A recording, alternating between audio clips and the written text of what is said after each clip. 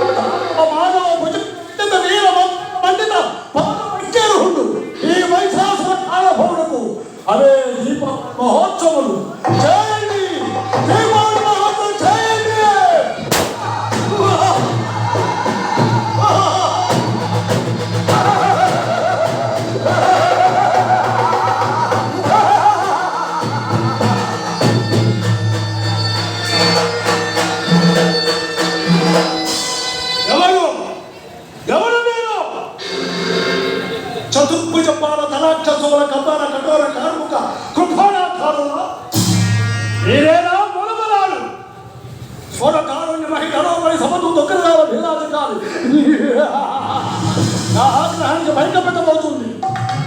లోకత్రయ పక్షులు చేరు సముద్రం పైన వాడబ్బడం నా సౌర్యంలో సాష్టాంగ పడుగు యావత్ ప్రపంచ పరివర్త శుభ్రపుష్కరావత మేఘమాలిక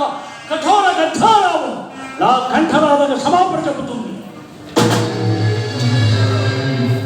స్వరగరుడోరగ సిద్ధ సాధ్య విద్యాధర ఖేచర భూచర సమస్త జీవకోటి శాసన దురంధరుడు క్షుధాక్షుభిత పీడిత మానవ కోటి పరిరక్షకు మానవమే మహామంత్రం. రణస్థల రక్తపాతమే దానవ సామ్రాజ్యాభివృద్ధులకు కుంభాభిషేకం. అదే దేవి వీరాజు, అదే సిద్ధాంతం జన్మశాస్త్రకు, అదే విజయహార వైశాసుల సార్వభౌములకు.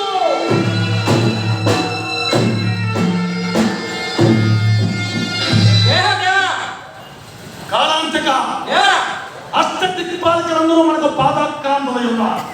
ముల్లాఖాలముల శాసనలే అమలుపరచండి. ఎవరు ఎదురు దిగిన వాడిని హతమార్చండి. కానీ శని మాత్రం మన కొడుకు రానంటున్నాడు కదా. ఏం చేస్తున్నాడు శని? ఏం చేస్తాడు?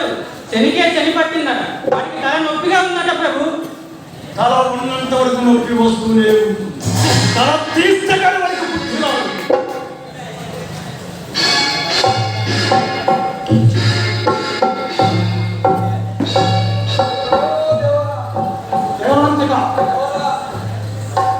ఎవరి నీచరాసులు చెప్పండి. నా పేరు సిద్ధుడు, నాట్యాచారుడు. ఈమె నా శిష్యురాలు చిత్రలేఖ. పద్ధతి మానస సరోవరి మాతృభూమిలో అచ్చడాసి మరణించుకుని ఉపన్యాసాలు నాట్యాన్యాసాలు చేస్తున్నాడు. అదేమి అంటే మీరు ఎవరంటున్నారు? ఏమిరా ఏమిటి? స్వర్గంతో పాటు రిపీటం చేయించాం. చాలా రక్తపాతం. ప్రశాంతంగా ఉన్న హిమాచలంలో కూడా అగ్నిజ్వాల రేపాలనే. రక్తపాతం సర్వ ప్రజానీకాన్ని జాగృతం చేసి కర్తవ్యం పొందొచ్చు.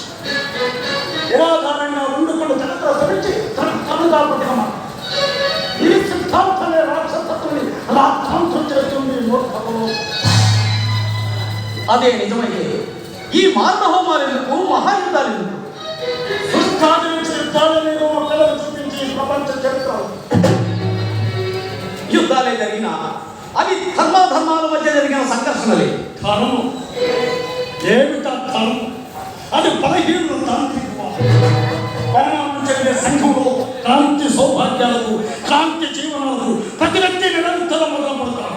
ఆ నీళ్ళలో క్రియాపరంగా పూర్వానికి పరానికి మధ్య వాదనలు రావచ్చు. వాటినే సంఘర్షణలో సంగ్రామాలను పేరు పెట్టిన. సంఘర్షణ లేనిదే సమాజం బ్రతకలేదంటావా?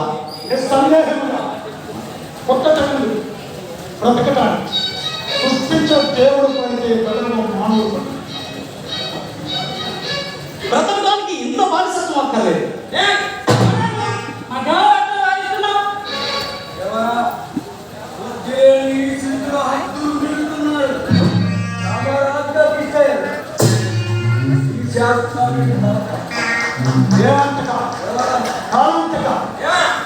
మన మతం అలవాటై వరకు ఆజులు అందరూ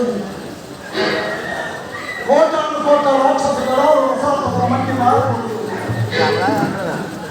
ఏ లోకానికైనా దాక్షణ కలిగిందా? ఒక్క కోట గంజి దిక్కులేని కొంపలు అలసిపోయినారే మా రాక్షసు. ఆ దేవుడులకు దివ్యభోగం మాకు నరక యాతన. కోటకు పడేందుకు వాళ్ళు కూటికడులతో మేము